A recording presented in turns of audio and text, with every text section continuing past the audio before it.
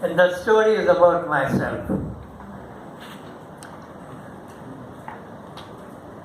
Jayanta Mahapatra never did anything worthwhile. Jayanta Mahapatra never did anything worthwhile. Today's young are unaware of what he did.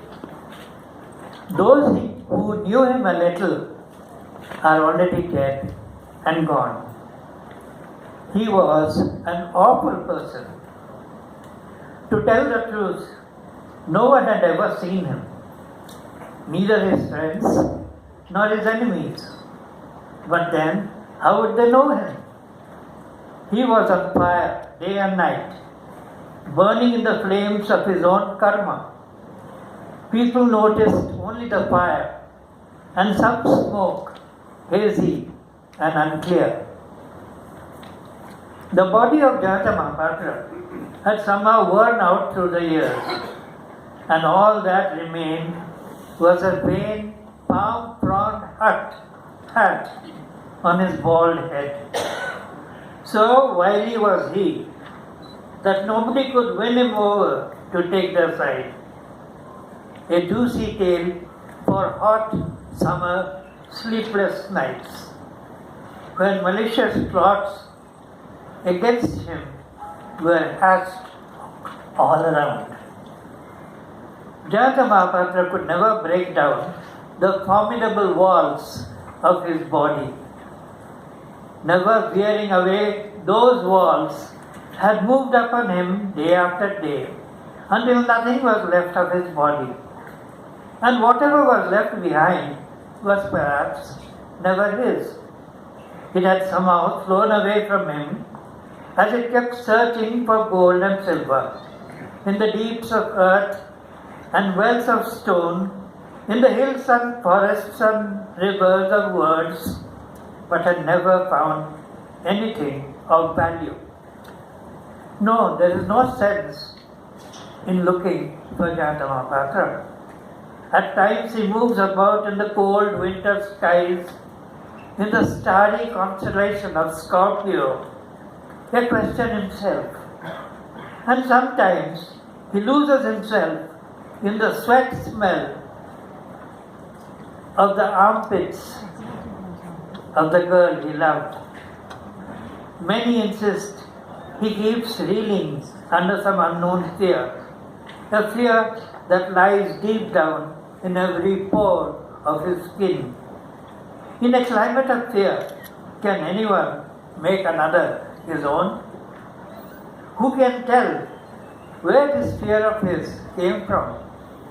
Was it from his mother's wrathful eyes, or from the inhuman taunts of his schoolmates? That fear, however, clung to his skin forever. That is why Jayanta Mahapatra can never enter darkness. The darkness that lives on in the history of blood-soaked thighs of a woman. The darkness that rests in God's listless eyes. But you can find Jayanta Mahapatra in Cuttack, on the weary bank of the river Mahanadi, or at the attendants' quarters of Christ College, in the sobbing breasts of the peon's raped daughter. You'll find him surely if you really look for him. You'll find him in the aging leaves of the mango in his front yard, in the anguished call of the bird with a broken wing, or in the disconsolate cry of the child whose red balloon got burst in the jostling crowds on the 8th day of Durga Puja. No, you'll never find him in a temple or in a church. Had he done anything that people would know him? Yes, perhaps.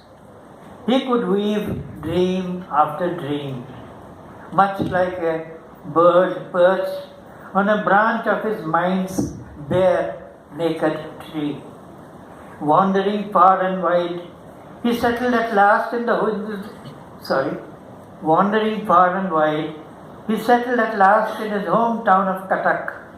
If you ask the mechanic, the cycle mechanic Mama, who's there all day at his bicycle repair shop, or Kalu, who sells pan in his tiny wood cabin. About Jayanta Mahapatra, they would of course tell you where he lives.